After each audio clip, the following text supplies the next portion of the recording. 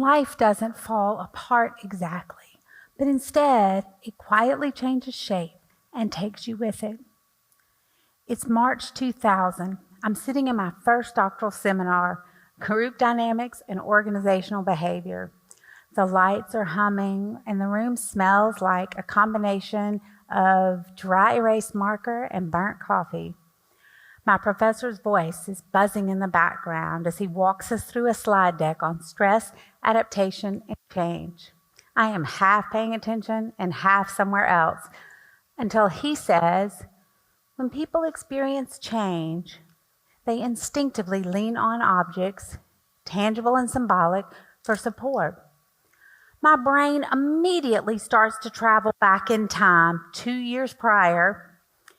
I'm sitting in a cold army exam room in southern Germany. Rain is tapping on the window. I'm sitting next to my husband, Dave, a proud Army JAG, and we are waiting for his most recent biopsy results. The room is still.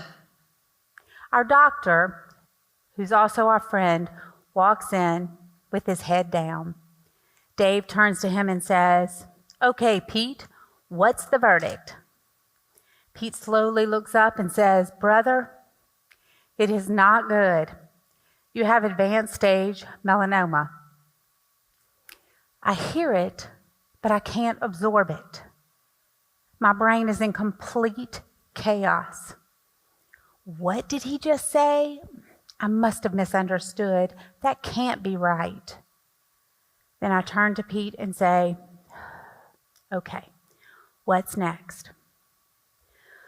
Weeks become months, and I show up, strong, steady, and reliable for Dave.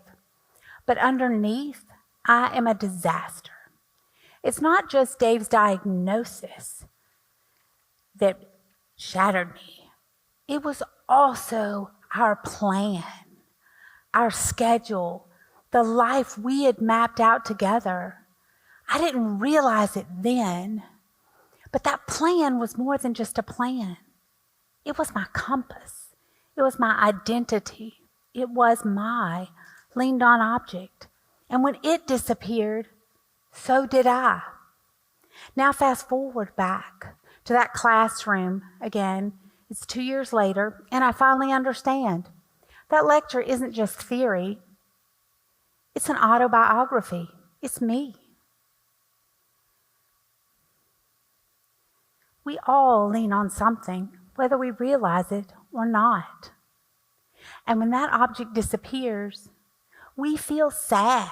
We feel lost, disconnected, sometimes even unsafe. My professor's statement didn't just explain what happened to me that day.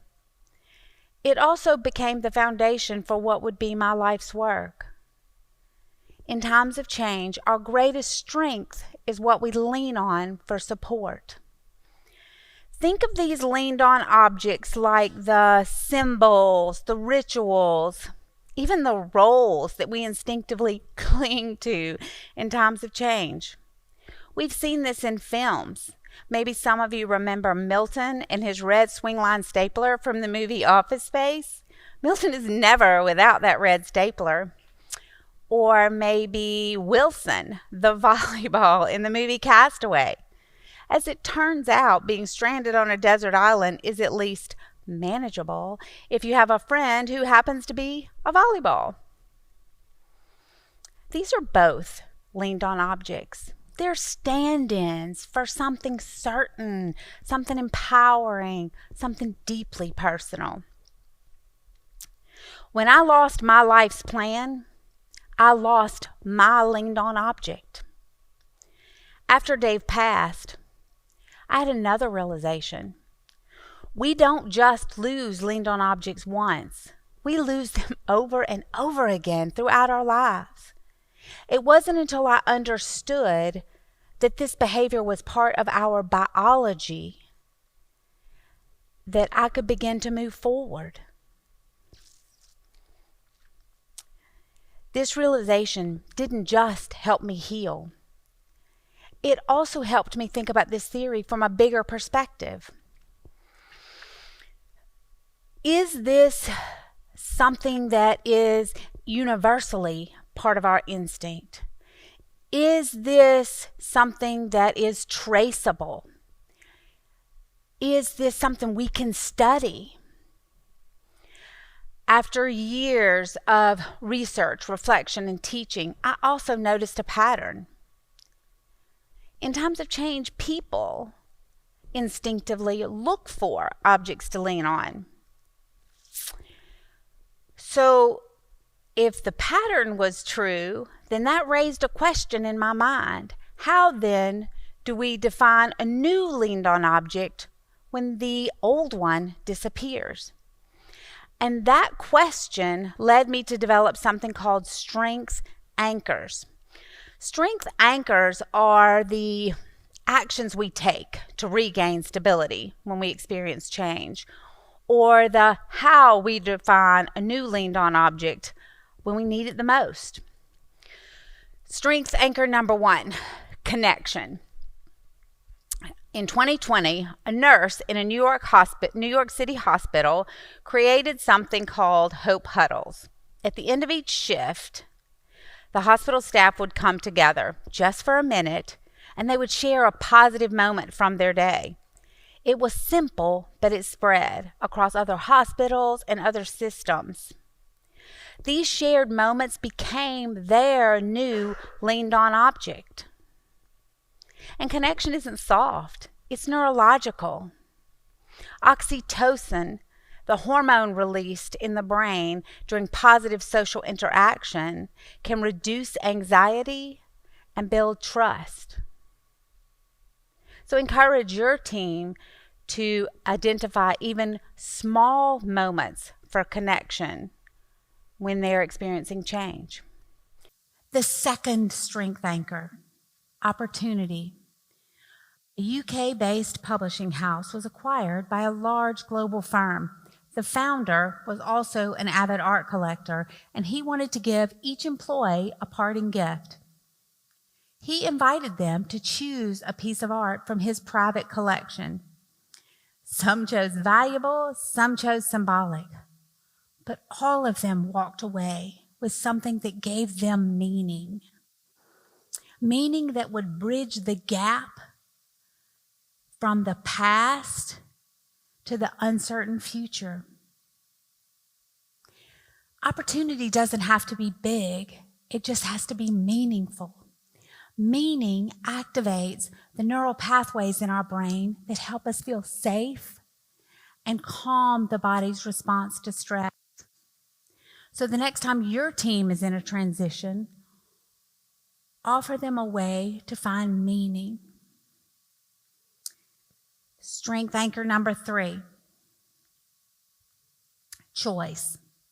When a consulting team leader decided that it was time for her to depart a major project, her team felt adrift. They felt like they had lost their footing.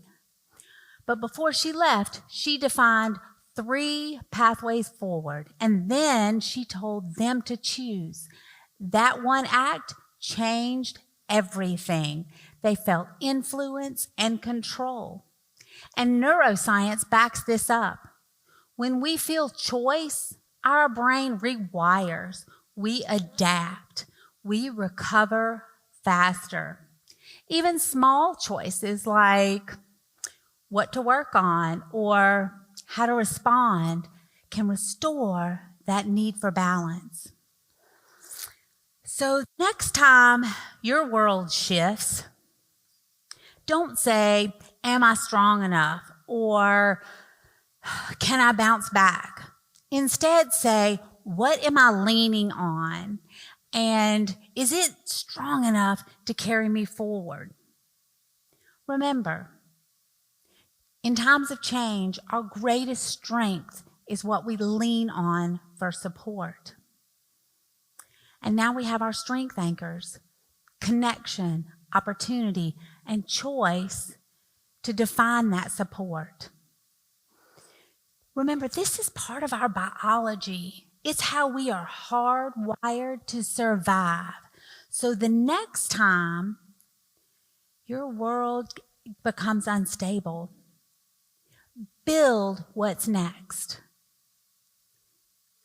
Share a moment.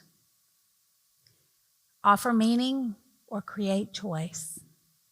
Or grab a volleyball, because sometimes our strength is round, ridiculous, and exactly what we need. Thank you.